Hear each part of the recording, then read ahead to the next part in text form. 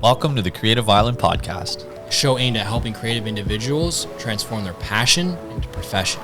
Each episode will share powerful strategies, tips, and practical tools to empower you to create the income, the lifestyle, and the legacy you were designed for. We are your hosts, Adam Bowman and Jason Pepper. Enjoy the show. How's it going, brother?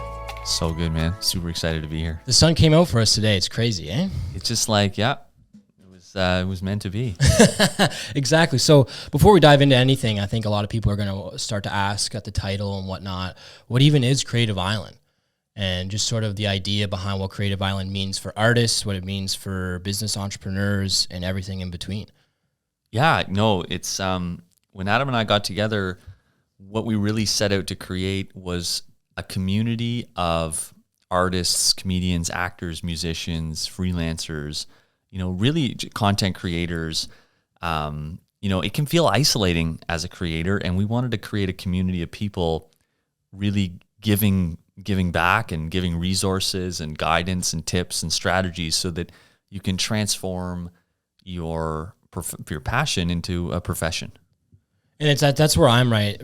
Like in my sort of journey as an artist, that's where I'm in, where I just need to connect those dots from using the skills I've learned for education through passion and just sort of reaching out to people in a business sense of like, how can I scale my business? How can I, get that camera, get that car just to make myself succeed? So I think it's going to open a lot of avenues for a lot of artists that just don't know how to connect those dots, don't know what decisions to make or why they're making those decisions. And I think it's really important to sort of have mentors like you, have sort of someone like me to look at where they can be like, oh, that's me. I need someone like Jason or someone like that, just to point me in the right direction, make sure I'm making the right decisions. And I think that's sort of what we're going to cover in each episode, just like tips and tricks. What other things you want to cover in these sort of series of podcasts? Yeah, just a lot of strategies, a lot of tips. We'll bring guests on to really help, highlight, certain lanes or certain areas of different professions so that you can just get over the hurdles and get on to doing the things you love and making money while you do that. That's it, bro. That's it. That's inspiring.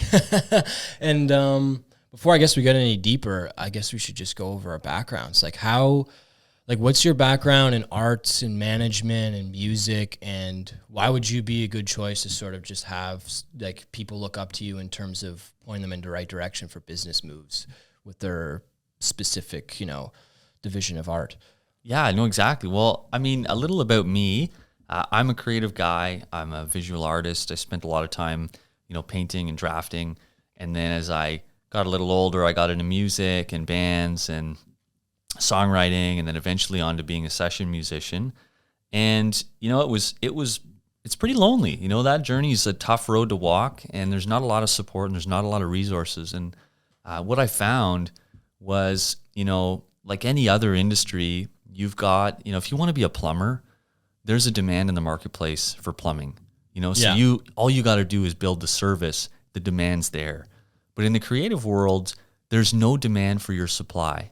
There's, you can make all the artwork, you can make all the movies, you can make all the songs you want, but you not only have to do that, you have to create the demand for what you do as well. And, I've gone down a real entrepreneurial journey, and I just want to share what I learned from that to other people and hopefully help them get over some of those hurdles, because it's tough, but struggling, it's going to be difficult, that's guaranteed, but struggling's optional. There's lots of resources out there. I like that. And we just want to give the most authentic information out there just to get through it. Yeah, and I think that's definitely what people need. But do you want to go into your little entrepreneurial background just for the credibility? Yeah, sure. Yeah, no, of course. So, I mean, after, I kind of got out of actually playing as a musician, I got more into the business side of the music world.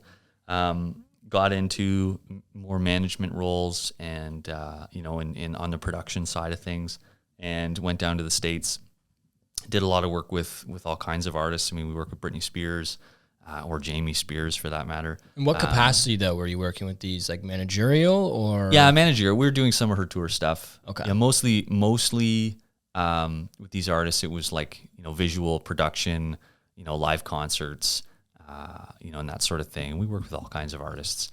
And then, so I learned a lot kind of being behind the curtain. And then when I came back to Toronto, I started my own started my own company, and here we are 7 or 8 years later, and we're still going strong, man. So yeah, I bet you've seen some things and done some things through those avenues, because I know working with musicians personally, it can get like some wild times and just like learning on the fly like crazy what decisions to make, you know? yeah, it's a crazy, living out of a suitcase is a crazy life, man. It was like airport, hotel room, living out of a suitcase, and it was a lot of fun. And yeah, there's lots of crazy shit going on for sure. And what are the aspects of managing artists and sort of like taking on the business side that you enjoy, specifically to artists? Like what value you bring to them? My favorite part about what I do is when I get to show an artist that the thing they've been struggling with, or like say an artist is trying to make money with their music, and most artists struggle with this. It's when I can show them and reverse engineer a plan for them to actually make money from what they do. And they no longer have to be, in this scarcity mindset. We can get them into abundance. We can get referral partners. We can get them in studios. We can get them in front of more people. We can refine their products and services they're selling so they can monetize stuff. A lot of people have big audiences, but they make no money from them. And it's not that is impossible. It's just there's set strategies to try to maximize the potential there. Yeah, and I think when artists, even like transcending music, but just film, comedians, they I feel like they always get so far and forget about the monetization aspect. Like they hear like the Gary V types and these people that are leading sectors on social media that are saying, you gotta eat shit for years before you really make any money. But it's like, if you forget about the monetization aspect of what you're doing and what you love, you're not gonna be able to do that forever. And for most artists, that's the goal. I just want to paint forever. I just want to do stand-up forever. I just want to make music forever. So I think if we show the nuggets of monetization and how they're able to do that, it'll definitely connect some dots in terms of just furthering them, at least maybe getting them out, for my case, getting me out of my parents' house, getting me into an apartment just so I have my own space, and just sort of things like that, where just these little increments that just lead up to a big climax with them, getting a big record deal or doing a stand-up special or doing a feature film in the future, No, absolutely. And you got to remember, money's just a matter of services, right? And if you want money specifically, you got to serve. You got to go and do shows. You got to, host events, or, if you're a comedian, you got to get gigs. Like, you need gigs. If you don't, you can't make money without gigs, right? Yeah. So it's just, it's just helping them see all that and showing them it's possible. It fires me up. Yeah, no, it fires me up, dude. Because it's like, for me, it's just I don't like seeing like the starving artist who's got the tail between their legs. And it's kind of like, woe is me. I like seeing the fired up artist that's like, what, I didn't make any money this week, but next week I got 4 the gigs lined up. I got all this X, Y, and Z. I'm developing this project, and that really fires me up because you can see that they're just juiced and fired up and ready to go and just tackle the world and do whatever they can to be, and just like using that passion to just attack the next project or something like that. And that really fires me up. Man, that's what it's all about. Those are the guys that win, man. Yeah, the guys exactly. that want to work for it. But what about you, Adam? Why you tell the audience a little about you, what you do, and how we met? Like, how did we get here? For sure, yeah. I mean, that's a good story too. But first, I'll just start off by saying, like, when I was younger, professional athlete was the lane I was in. It's sort of the only thing, like, even in school, gym class was my favorite. Didn't care about English, math, science, whatever. But like, you don't take so much into context for size, discipline, whatever, because I wasn't very disciplined. Didn't eat very well, wasn't the biggest dude. But I played, hockey, soccer, lacrosse, football, rugby, I curled a little bit. Just like, active, wanted to do sports, even like small sports, or like games like crokinole and like bocce ball and stuff. I just loved being outside, loved all that stuff. And then I played hockey for 18 years, still play a little bit. But then as soon as I got to high school, I went to a very big football school. So I was just kind of like, I want to make friends. I want to be able to just have a good time in high school. I'll join the football team, even if I'm a bench player. It is what it is. And I came out, and I remember the first day, and it was super humbling. First day of practice, they lined us up after the first practice. It was just kind of running drills, catching drills, nothing too crazy, no pads. And all the grade 9 kids stood in a line, and he called out each one that they thought they would excel in football. So the big dudes, the fast dudes, they're all stepping forward. And I was just there in the back of the line, yeah, okay, whatever, this is fine. And then a couple of those dudes didn't even start. Every game I started, I was doing really well, made a lot of friends. But then just before the playoffs, I got a concussion. And I was like, damn. And I'd never gotten a diagnosed concussion before. And if anyone out there who has, they suck. You know what I mean? Because then I got tested for my baseline and did all these things to sort of figure out what I was going through. But then grade 10, same thing happened. I got another concussion. So I was kind of like, the sports world just not for me. I can't do it. I don't have the fire. I'm small. I'm not going to make it anywhere. But then that same year, my uncle gave me a camera. It was a Canon 1D or 5D Mark I. So didn't shoot any video, shot on these chunky SD cards, had no idea how to use it. But I would just take it out on walks, go and shoot, just do whatever. And that just sort of led to me getting into video. I've always loved skateboarding. That's how I originally got into video.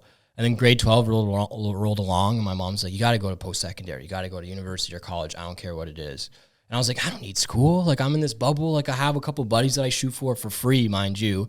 I really put the free in freelance. That's what I used to say. And I was like, I don't need school. Like, I'll just do this. I had this, like, a couple other side jobs that I'm doing, whatever. My mom's like, that's not happening. My dad was not backing me up either. He's like, you need to go to school. So I was like, all right, I'll just go to do political science, like my brother. And then they're like, dude, like, you don't like politics. You're not like, you're not going to excel at this. You're just going to become a degenerate. I was like, yeah, it's probably true, but it sounds fun. But then my mom's like, would you rather write essays about film or politics? And then it kind of just clicked, like, oh, I'd much rather write about films or just aspects of films, visual arts, whatever. So then I talked to the same uncle who gave me the camera, and he's basically just like, apply to Humber and these other schools, but if you get into Humber, go to Humber, because when you graduate, or even if you're working in second year, fourth year, whatever, and you say you're from Humber, they'll instantly know that you have a good education behind you and good skill set that you've learned. So I eventually got into Humber, applied different places, but I really wanted to go to Humber, and then just really realized I wanted to be a director and a writer and like just a producer of all multimedia content.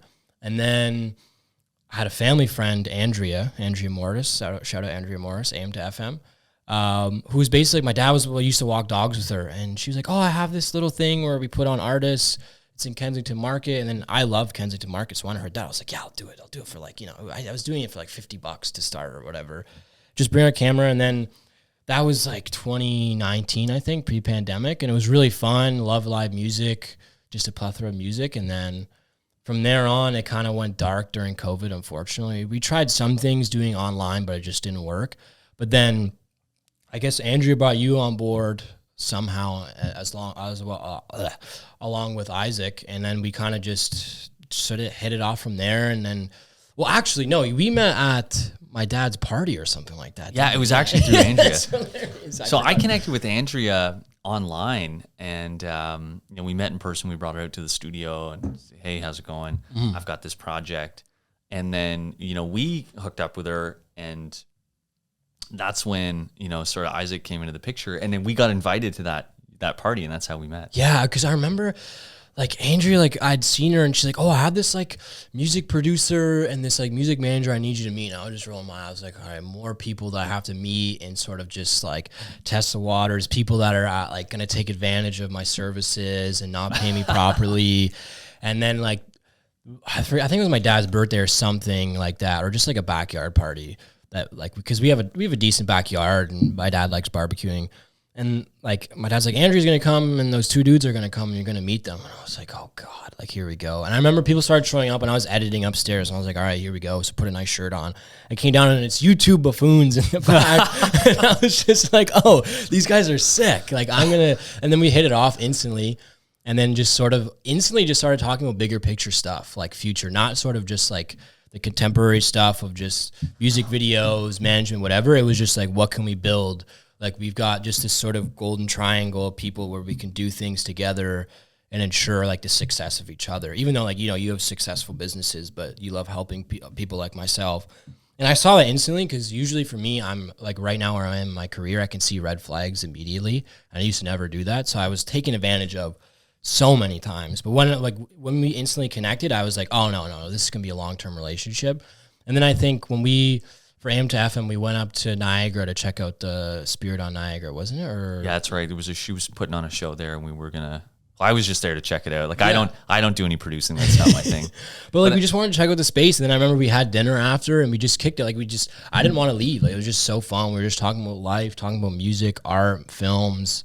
And it's just like when you connect with someone like that, you just know that relationship's going to work in some capacity, even if it's like just a platonic, reciprocal, hi, how you doing? But we wanted something more where go into business together, do something just like this podcast, where that's ultimately where this relationship leads to, and then beyond, hopefully. Yeah, no, of course. And that's the whole thing. Like Adam did some work for some of my companies, just some branding and that sort of thing. And, in that whole process, we realized, there's so many creative people out there that just don't have access to the resources or the community, for success, and For sure. we set out to create a community, to help creative individuals. We're just two creative guys slugging it out. We've learned a few things along the way. We've got a great network around us. And if we can if any of that can rub off on you in a positive way, like that's kind of what we set out to do here. For sure. And I guess I forgot to say the most important part of that. I'm a freelance filmmaker. My long-winded story of sports to filmmaking kind of leads me there. Yeah. So just to contextualize, this is some of the work I did for you. But yeah, I mean, I'm just really excited to be doing this and just like starting the journey, because we've been talking about it since 2022, like mid to late 2022. Like, you kind of hit me up. We're like, I have this idea. I don't really know where it's going, but like, I really just have this lane I want to be in just to attack this niche. And I was like, well, I'm in that niche. I could be someone that people can look at and be like, oh, that's me. And like, I'm not even that successful, but so I'm just sort of also one of your students that's just kind of like not riding your coattails, but just sort of riding the way with you, just hopefully just to get some nuggets of wisdom and hopefully some clients along the way, Yeah. Clients being the key word. Yeah, but sure. That's what it's all about. That's the industry in a nutshell. You kind of gotta piggyback on the guys shaking and moving, and try to just like integrate and have this complementary relationship going, and that's where it starts, and it just grows from there. So and it reminds me, like I took at Humber, I took a philosophy course, it was love and sex, and I thought I was like juice out. I was like, I want to learn about like sex, nice, like just crazy stuff. But then it was like, no, it was more about relationships and business relationships, personal relationships, and I'm gonna butcher this, but there's like 3 or 4 relationships, but I only remember 3 of them, and one of them. And I forget what they're called, but one of them is just like the relationship you're in, you're just always doing bad stuff. You're a negative influence on, so you're doing drugs together, you're like, doing graffiti together. Not to say that graffiti is bad, but you're just getting into trouble together. There's no middle line of like just hanging out. And there's another relationship where, say like you have a coworker at work that you just really like because they can drive you to work, you're on their way. Or like you have that friend that gets you box seats at like a Raptors game, and you just only friends with them for that part, but there's not really any reciprocation going on. But then there's the platonic relationship where it's just like nothing gained, nothing lost, but if there is something gained, it's just better because it fuels the relationship. And then you think more objectively than subjectively and like non-emotionally, where it's just like, how can we drive this somewhere together in terms of business, but even personal, like let's just kick it, watch a movie, grab a beer, or like, just talk about life. And I think that's what we have here. And I'm really excited to just like further it, Yeah, man. Absolutely. It's exciting. Love it. So how are we going to essentially build Creative Island from what its conception is supposed to be in terms of sort of harvesting artists and teaching them how to succeed in their field? And is this through events? Is this through the podcast? Is this through like, what are we going to do to achieve this essentially? So Creative Island is, it's a few things. One, it's an online community. We've got a weekly newsletter, we've got blogs, and we've got experts and, guests that come in that write articles for us. And, some of that translates into our blogs. We've got a podcast to reach more people. So if you like to listen instead of reading, it's a great way to tune in. We're also, we're based in Toronto, Canada. We love throwing live events. We're a big believer in that. So we host live events as well. Most times the tickets are free, unless we can't find a space that if the space charges us, we got to charge something. We just want to bring people together. It's, it's all about, finding that complementary service, alongside yourself to, take things to the next level. You know what I mean? Like if you're a singer songwriter and you're a music producer and you've got all the supply, but you don't know how to create demand for your supply, then maybe meeting a music manager or an artist manager, or meeting people that help with branding and content creation might be really beneficial to you, and it might be able to take things to the next level. So the whole idea here is like, we just want to pair you up with complementary relationships, within this community. And yeah, and from my side, since like you're more music, I'm more film, and then in between music and film, there's just a whole slew of visual artists, VFX artists, painters, poets, comedians. And for me, it's like if I do a film, video, I'm gonna need a graphic artist. If you do something for music, you might need a photographer to take headshots or a cover photo or something. So we're just trying to create this network that's just a web of people that are intertwined, where they can reach out to one another and be like, hey, I need a session guitar player for this day, or like, I need someone to make me a graphic or a logo because I finally have the juices to start my business. And I think once we start just scratching each other's backs, it just becomes this really, really fun network to be in, especially when the events roll around. Because the events is what I'm really excited for, just to see what the community's like. Seeing like stuff online is one thing, but seeing people in person, Totally telling different. their stories, listening to each other, having a cup of coffee with someone, it just really establishes that relationship further than just like liking someone's posts or commenting and being like, I love your work sort of thing, Totally. And in a creative discipline, like you need that human to human connection. Like it's such a critical piece of like building relationships in a creative discipline. Like whether you're an actor or a comedian, it doesn't matter. There's so many parallels between all these, like an independent musician and a freelance actor. There's so many parallels between their careers that they should talk to each other. Like there should be a community where they're both gaining knowledge and resources from the same sources. Exactly. 100% agree. Yeah. And like for me, another aspect of it is like, I'm 22, so I learned to talk realistic like 6 years ago. Like I've just really learned how to speak. You know what I mean? Like in the brass tacks of it. So for me, it's important to be in a network with like-minded individuals that sort of have common interests and goals, just to learn how to communicate myself better. And instead of tiptoeing around and being indirect and kind of more condescending about how you want things, just be more direct and asking things, asking questions, communicating with people. And then the other thing that I learned in film school is like just learning how to critique people. Because artists, like if you're a really good artist, you can take critique well, but on the other side, you can critique others really well, and that's worth its weight in gold.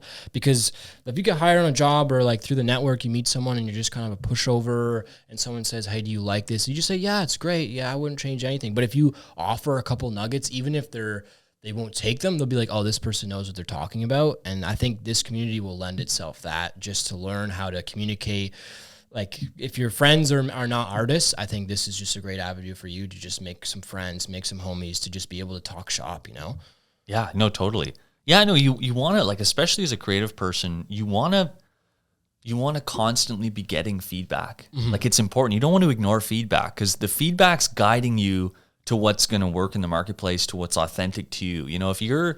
If you're like super humble one day, your community has a way of kind of lifting you up. And if you get super cocky, your community has a way of kind of pulling you down. And this whole, sort of spectrum of feedback is really just guiding you to be authentic, and the bigger the community, the more specific the community, it's going to empower you even more. I love that. Yeah, dude, that fires me up. That's great. Yeah, man. Because it's crazy how much 10 years you can articulate things way better. Because like I say something in layman's terms, but you can just articulate the shit out of it. I guess so, yeah. Because like one time when we were talking on the phone, you're just like, man, I just want to aim, point, shoot, and hit the target. And when you said that, I was like, God damn, bro.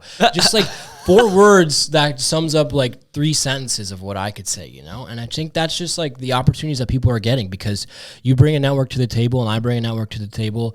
My network's probably going to be a little bit younger, and it's just like all a teaching game. Because I think there's something in a generational gap where there's wisdom at the top, but then all of sort of my younger homies will come in and source that and be like, there's new ways to do things that are more efficient, cost effective, but you still get the same goal and product. Totally. So it's just like, but at the same time, the people that are a little bit older are going to be teaching them more about business things or life things. And I think those things are really important. Like you were saying, just for people to be pulled down off a pedestal if they're on a pedestal, or brought up on a pedestal, because sometimes pulled out of a pit, sometimes you're in a pit. That. Like, yeah, for sure. Like I've been in like, I remember in film school during just COVID, like just wanting to drop out so hard and not wanting to deal with anything and just try my luck, just freelancing, no degree or whatever. But then just a lot of the times I talk to my boys and be like, you know what, like just stick it out 2 more years. It is what it is. And I'm glad I had a community like that that sort of mimics what Creative Island is, just to really instill what your passion is within you and your power, and just sort of create that feedback loop and bounce off the walls and have fun, you know? Totally. You know, I have this talk with artists all the time about like credibility. Well, you know, I'm not old enough, or I don't know enough, or there's just like, I don't have the vocabulary for that. Or, you know, they have all these like limiting beliefs, you know, for lack of a better word. And the reality is wisdom is not about, you know, the aging process. You don't get wisdom through time. You get wisdom through asking the right questions. You know, like the quality of your life is based on the quality of the questions you ask. And if you're in a situation where, you know, something really bad happens to you, most people go, oh, you know what? Like, you know, that was a terrible event, or that was a terrible thing. But then a year, 5 years, 10 years down the road, they realize, you know what? All that terrible had good in it. I was just ignorant. I was just ignoring the good that was there. And that was just a matter of asking the right question in that time. Not the 10 years it took to realize it. They just didn't ask the question at the right time. So like, it's not about how old you are. It's just the quality of your life is based on the quality of the questions you ask. And that's the quote of the podcast. Let's land that plane here, brother. All right. Thank you for listening. That was the Creative Island podcast, episode number 1. Follow us on Instagram. All our socials will be the same across the board. What's our website? www.creativeisland.online, and we'll see you guys on the next episode. Like, subscribe, share, drop a comment what you want to hear next, and ride the wave with us. Thank you. If you enjoyed today's episode, please leave us a review. And if you'd like to be notified of more episodes, please be sure to follow the Creative Island podcast now. Want access to exclusive content, our community newsletter, live events, and so much more? Visit creativeisland.online today to join the Creative Island community. See you at the top.